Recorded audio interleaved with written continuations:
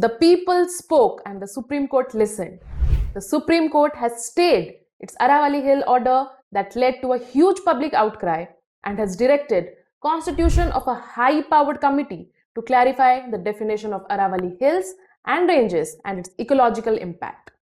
Back on 20th November 2025, the Supreme Court had addressed long-standing concerns over mining in the Aravalli Hills and had accepted a court-appointed committee's definition of the Aravalli Hills. That is, any landform located in the Aravalli districts having an elevation of 100 meters or more from the local relief shall be termed as Aravalli Hills.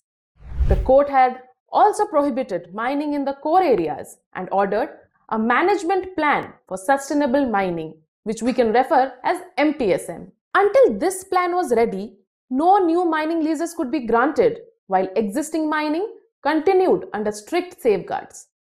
Meanwhile, the Union government also issued directions stating that the Aravalli range would remain protected and that no new mining leases would be granted. However, despite these directions and assurances, significant public concern erupted.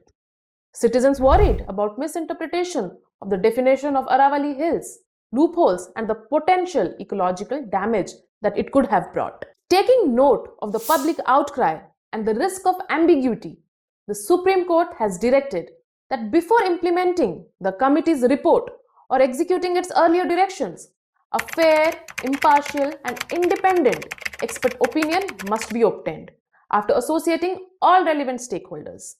A high-powered committee will now reassess the earlier report, clarify the scope of protected areas, identify areas included and excluded from protection, and examine whether even regulated mining could harm the Aravalli's ecology. To prevent irreversible damage, the court has stayed the earlier committee's recommendation and barred any new or renewed mining without prior leave.